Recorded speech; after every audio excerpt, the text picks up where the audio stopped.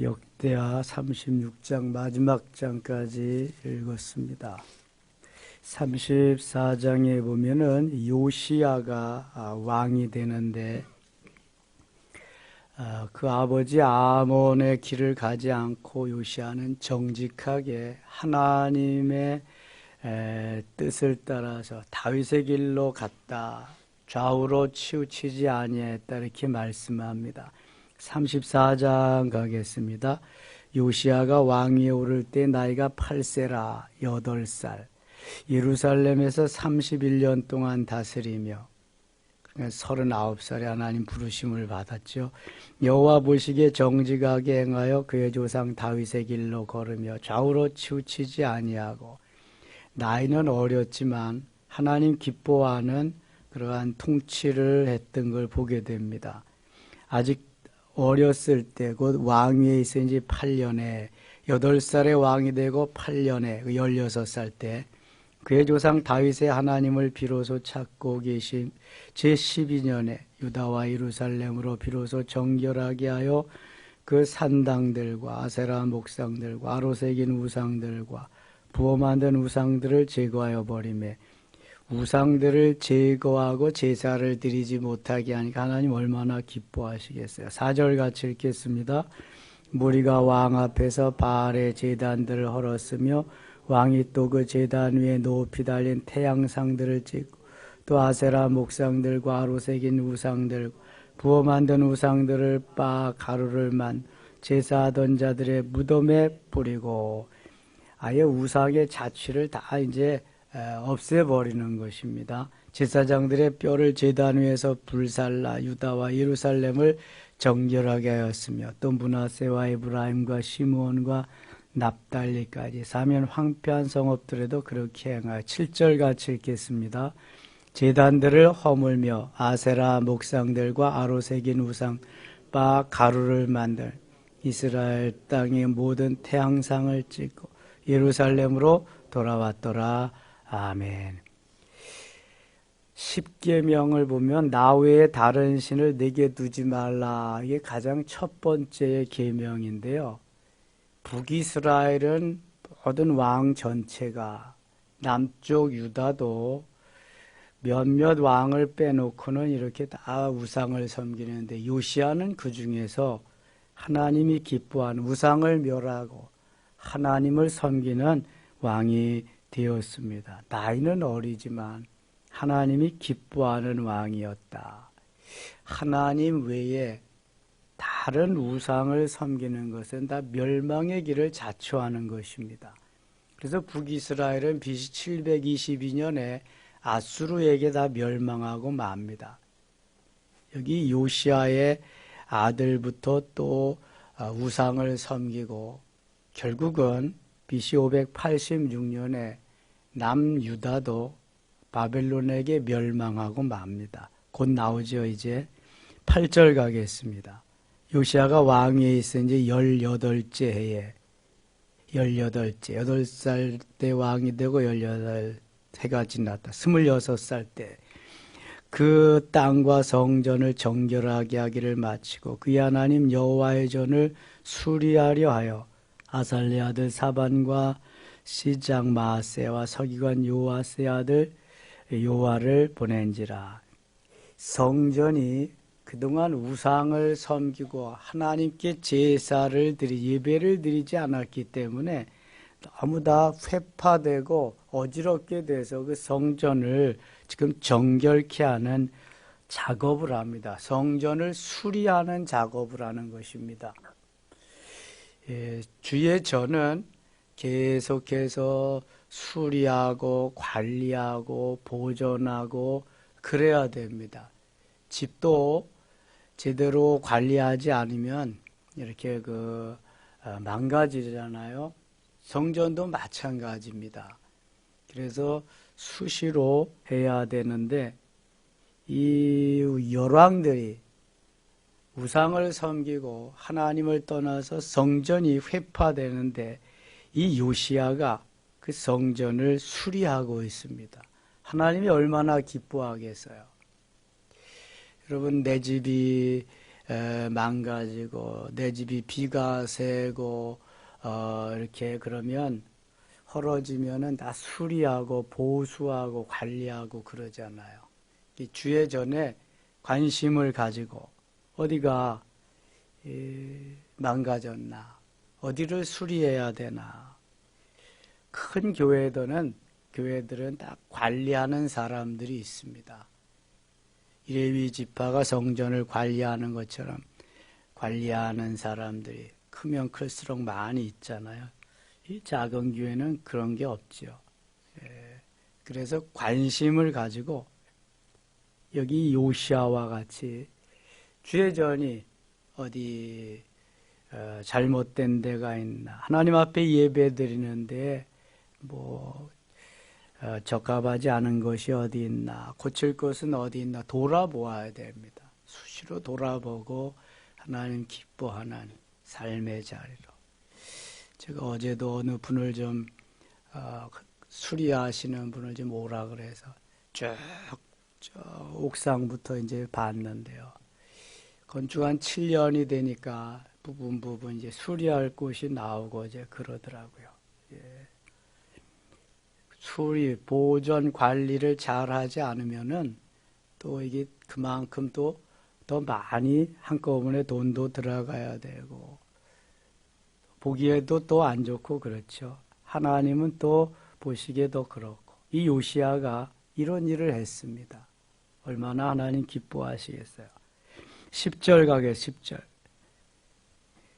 그 돈을 여호와의 전 공사를 감독하는 자들의 손에 넘기니 그들이 여호와의 전에 있는 일꾼들에게 주어 그 전을 수리하게 하되 성전을 수리하게 했다. 성전 수리하면서 율법책을 발견하게 됩니다. 14절 보겠습니다.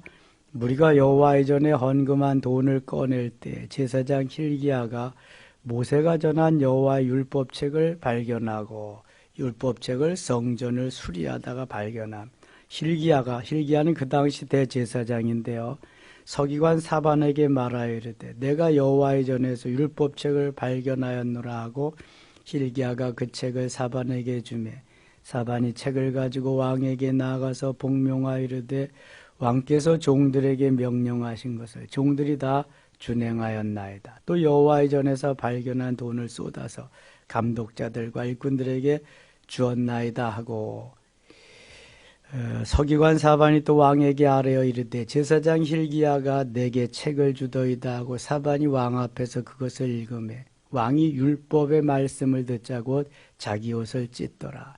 하나님의 말씀을 읽고 하나님의 말씀을 낭독하고 오는 것을 듣니까 제사장이 낭독하는 것을 듣게 될 때 이 왕이 요시야 왕이 옷을 찢었다. 이건 회개하는 걸 의미하는 것입니다.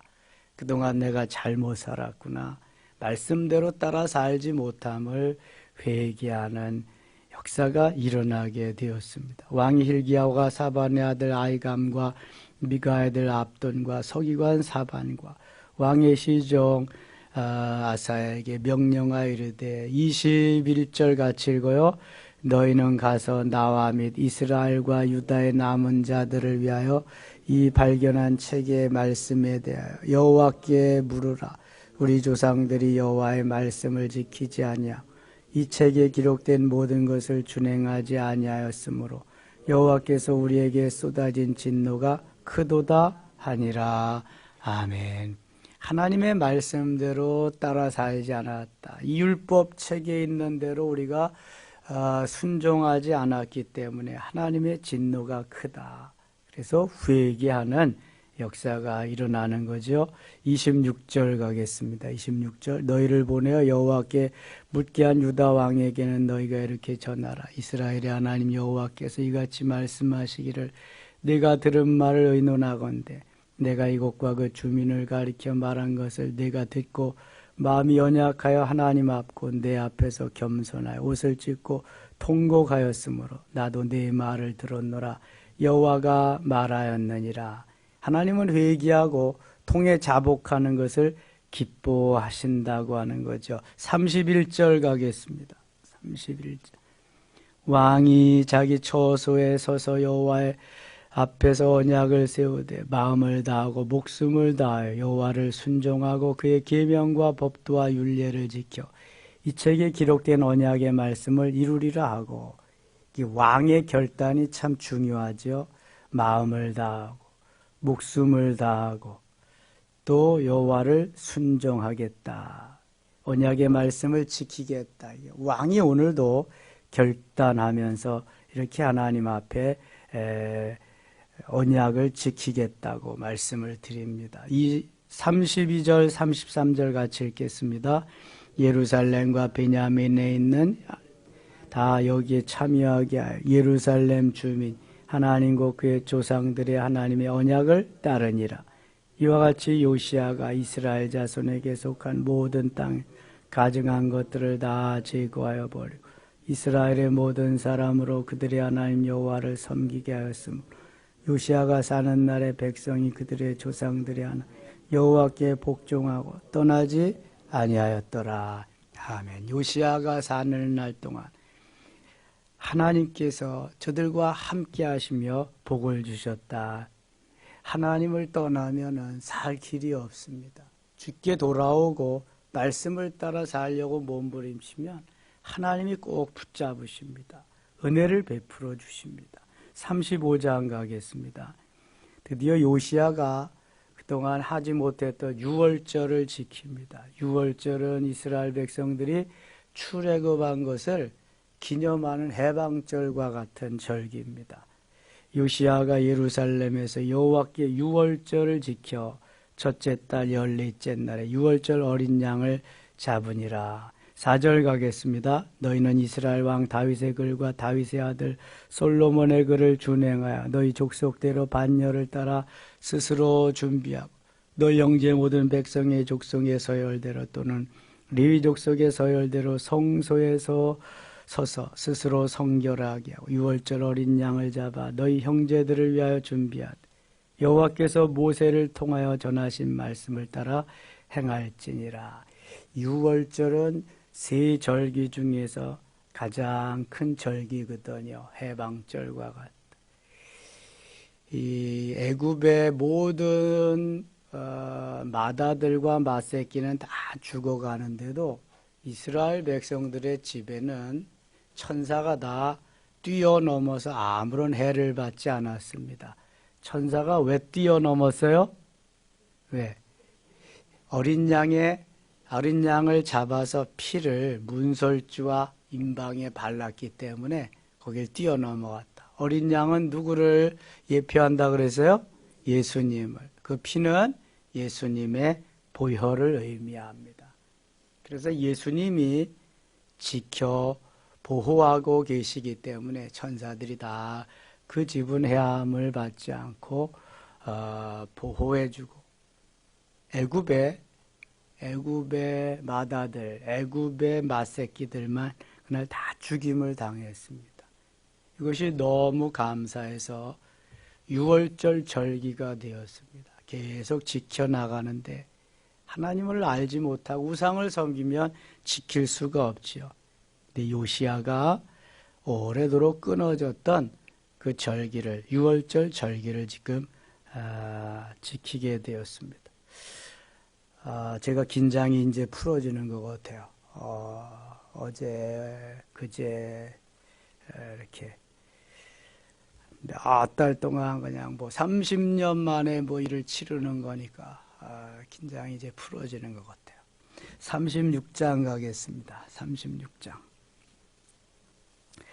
그 땅에 백성이 요시야의 아들 여호아스를 세워 그의 아버지를 대신하여 예루살렘에서 왕으로 삼으니 여호아스가 왕위에 오를 때 나이가 23세더라. 그가 예루살렘에서 다스린 지 석 달에 애굽 왕이 예루살렘에서 그의 왕위를 폐하고 또 그 나라에 온 100달란트와 금 1달란트를 벌금으로 내게 하며 애굽 왕 느고가 또 그의 형제 엘리야김을 세워 유다와 예루살렘 왕으로 삼고 그의 이름을 고쳐 여호야김이라 하고 그의 형제 여호아스를 애굽으로 잡아갔더라. 이제 왕이 계속해서 바뀌게 됩니다. 지금 요시야 시대가 끝나니까 또 이 왕들이 하나님을 버리고 우상을 섬기게 됩니다. 5절 가겠습니다. 여호야김이 왕위에 오를 때 나이가 25세라. 예루살렘에서 11년 동안 다스리며 그의 하나님 여호와 보시기에 악을 행하였더라. 요시아와 같은 왕은 좀 오래 살게 하고 하나님을 잘 섬기도록 해야 되는데 이런 나이에 하나님이 불러가셔서 또 그 후대들이 악을 행하고 범죄하고 있습니다. 6절 가겠습니다. 바벨론 왕 느부갓네살이 올라와서 그를 치고 그를 쇠사슬로 결박하여 바벨론으로 잡아가고 느부갓네살이 또 여호와의 전 기구들을 바벨론으로 가져다가 바벨론에 있는 자기 신당에 두었더라.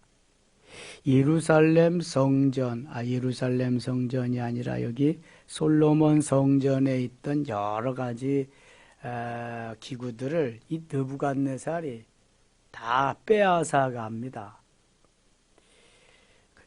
유대 나라는 힘이 없어요, 지금. 그래서 왕들도 이 바벨론의 왕이 이제 시키는 대로만 해야 되고 거의 점령을 이제 당하는 거죠. 결국은 BC 586년에 완전히 멸망하고 맙니다. 8절 보겠습니다. 여호야김의 남은 사적과 그가 행한 모든 가증한 일들과 그에게 발견한 악행이 이스라엘과 유다 열왕기에 기록되니라. 그의 아들 여호야긴이 대신하여 왕이 되니라. 여호야긴이 왕위에 오를 때 나이가 8세라. 예루살렘에서 석 달 열흘 동안 다스리며 여호와 보시기 악을 행하였더라. 그의 느부갓네살 왕이 사람을 보내 여호야긴을 바벨론으로 잡아가고 여호와의 전에 귀한 그릇들도 함께 가져가고 그의 숙부 시드기야를 세워 유다와 예루살렘 왕으로 삼았더라. 이제 왕도 바벨론 왕이 마음대로 세우는 거예요. 자기 마음에, 자기 입맛에 맞는. 이제 주권을 다 빼앗겼으니까. 11절 갑니다. 시드기야가 왕위에 오를 때 나이가 21세라. 예루살렘에서 11년 동안 다스리며 12절 같이 읽겠습니다. 그의 하나님 여호와 보시기에 악을 행하고 선지자 예레미야가 여호와의 말씀으로 일러도 그 앞에서 겸손하지 아니하였으며 악을 행하고 선지자가 말을 해도 겸손히 듣지를 않는다. 망하는 거죠. 또한 느부갓네살 왕이 그를 그의 하나님을 가리켜 맹세하게 하였으나 그가 왕을 배반하고 목을 곧게 하며 마음을 완악하게 하여 이스라엘 하나님 여호와께로 돌아오지 아니하였고 14절 같이 읽겠습니다. 모든 제사장들의 우리 멀그들과 백성도 크게 범죄하여 이방 모든 가증한 일을 따라서 여호와께서 예루살렘에 거룩하게 두시 그의 전을 더럽게 하였으며 여호와의 전을 성결하게 깨끗하게 보존해야 되는데 여호와의 전을 더럽게 했다. 그 조상들의 하나님 여호와께서 그의 백성과 그 거하시는 곳을 아끼사 부지런히 그의 사신들을 그 백성에게 보내어 이르셨으나 그의 백성이 하나님의 사신들을 비웃고 그의 말씀을 멸시하며 그의 선지자들을 욕하여 여호와의 진노를 그의 백성에게 미치게 하여 회복할 수 없게 하였으므로 17절 같이 읽겠습니다. 하나님이 갈대아 왕의 손에 그들을 다 넘기심 그가 와서 그들의 성전에서 칼로 청년들을 죽이며 청년 남녀와 노인과 병약한 사람을 긍휼히 여기지 아니하였으며 드디어 이스라엘 남쪽 유다의 멸망의 날입니다. 하나님이 갈대아 왕의 손에 그들을 다 넘기심에 누가 넘기셨다고요?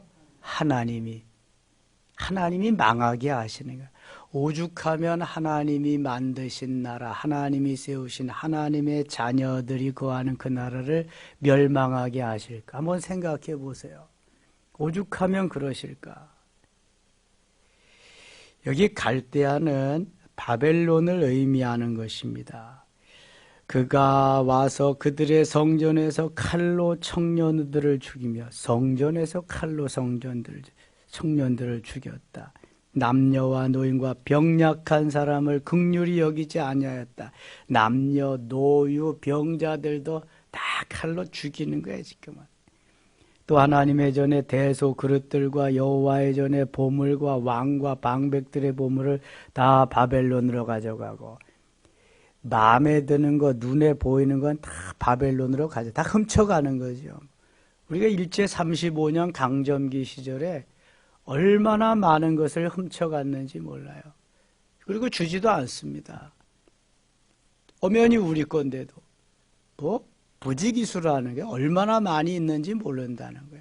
우리나라의 국보급도 거기 가져갔는데 제가 언제도 말씀드렸죠. 조선시대의 안견이라고 하는 화가가 그린 목류도원도는 세계적인 작품인데요. 일본의 천리대에 지금 전시되어 있거든요. 거기에. 근데 우리나라가 몇 년 전에 그것을 돈을 주고 빌려다가 전시하고 다시 가져갔어요. 우리나라 건데. 이게 뭐 바벨론이 유대 나라를 점령하고 뭐 가져간다. 뭐 주권이 없으니까 가져가도 할 말이 없지요. 똑똑한 사람들도 다 잡아가고 뭐 마음에 안 들면 다 죽이고 그러니까. 우리나라 일제 징용 끌려가지요. 그 다음에 그 위안부 끌려가죠. 비참했죠. 주권이 없으면 이렇게 비참해지는 겁니다. 나라를 형성하려면 국토가 있어야 돼. 영토가 있어야 됩니다. 영토가 없으면 나라가 성립이 안 되죠. 그 다음에 주권이 있어야 되고요. 국민이 있어야 되지. 국민이 있어야 되고 주권이 있어야 됩니다. 그래야만 나라가 형성되는데 영토는 있고 국민, 백성은 있는데 주권을 빼앗겼으니까 나라가 형성되지 않는 거예요. 그래서 독립을 선언하고 우리도 자주 독립국이다. 1919년 3월 1일 그래서 3.1절 운동이 일어났잖아. 그리고 1945년 8월 15일 날 해방이 됐죠. 1910년은 을사늑약이 저놈들은 한일 합방이라고 그러는데 무슨 합방이요? 강제 점령하고 자기들 나라로 만든 거죠. 그렇게 해서 36년이 갔잖아요. 그리고 여기 바벨론이 포로로 저들을 잡아갑니다. 강점을 해서 70년이 지납니다. 근데 이것은 하나님이 바벨론에게 넘겨주셨다고 분명히 말씀합니다. 하나님을 떠나고 우상을 섬긴 죄악의 대가입니다. 너희들은 70년 동안 이렇게 살아야 돼. 하나님이 정하신 70년. 진짜인가 가짜인가 한번 보실래요? 예레미야 29장 10절 한번 찾아보겠습니다. 예레미야 29장 10절.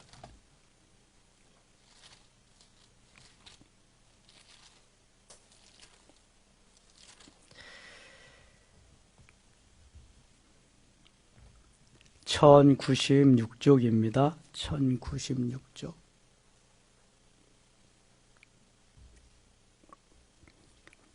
10절 같이 읽어요. 여호와께서 이와 같이 말씀하시니라. 바벨론에서 70년이 차면 내가 너희를 돌보고 나의 선한 말을 너희에게 성취하여 너희를 이곳으로 돌아오게 하리라. 바벨론에서 70년이 차면 이제 내가 돌아오게 할 거야. 그동안은 너희들이 가서 거기 가서 고생을 좀 해라. 우상을 섬긴 대가다. 하나님이 70년 동안 보내는 거예요. 19절 다시 오겠습니다. 역대하 36장으로 다시 오는 거예요. 19절.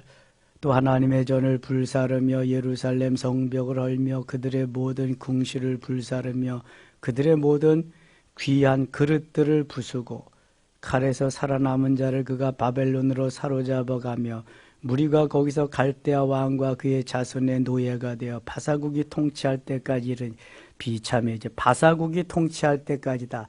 바벨론이 메데 바사에 점령당하게 되고 메데 바사가 바벨론을 이제 다 점령해서 그때 왕이 고레스라고 하는 왕이 등장합니다.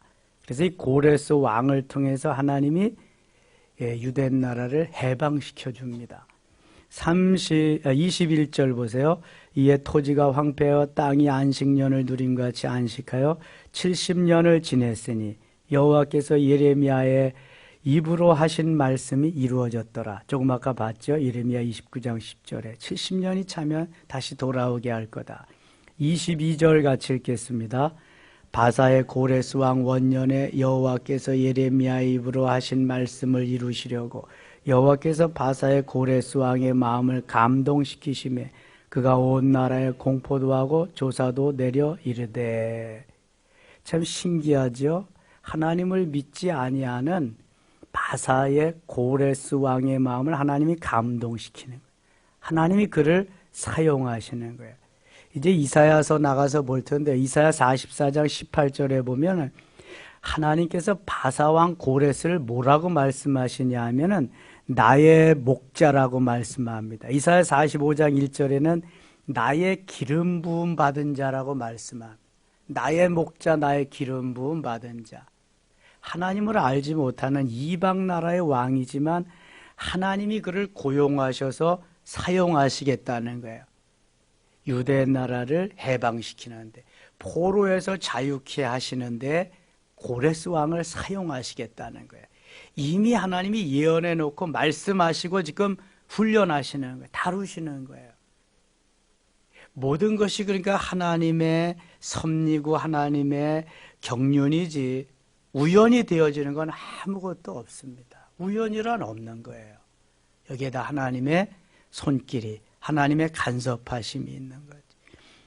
22절 같이 읽겠습니다. 22절 바사의 고레스 왕 원년에 여호와께서 예레미야의 입으로 하신 말씀을 이루시려고 여호와께서 바사의 고레스 왕의 마음을 감동시키시매 그가 온 나라에 공포도 하고 조서도 내려 이르되. 23절 바사 왕 고레스가 이같이 말하노니 하늘의 신 여호와께서 세상 만국을 내게 주셨고 나에게 명령하여 유다 예루살렘의 성전을 건축하라 하셨.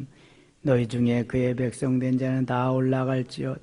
너희 하나님 여호와께서 함께 하시기를 원하노라 하였더라. 아멘. 이거 보세요.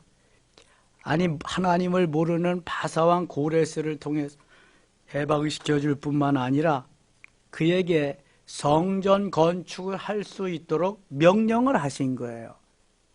포로에서 귀환하면 가서 예루살렘 솔로몬 성전은 다 회파되어서 없어져 버렸으니까 예배할 곳이 없어서 하나님이 고레스 왕을 통해서 성전 건축의 자재들, 기물들을 다 보내서 성전을 건축하게 합니다. 이제 에스라서에 더 자세히 나옵니다. 오늘 저녁에 묵상하겠습니다. 기도하겠습니다. 아버지 하나님 고맙습니다. 오늘도 깨어 일어나게 하시고 숨쉬게 하시며 움직일 수 있게 하신 것이 하나님의 은혜입니다. 하나님, 하나님의 뜻과 경륜 속에 우리는 살아가는데 내가 살아간다고 착각할 때가 많습니다. 생명 연장시켜 주심에 감사하고 호흡할 수 있게 하심에 감사하며 움직일 수 있게 하심에 고맙습니다. 하나님, 유대나라와 같이 우리나라도 일제강점기가 있었습니다. 이제 정신 차리고 하나님 잘 섬기게 하시고 하나님 기뻐하는 우리의 삶이 되게 하소서.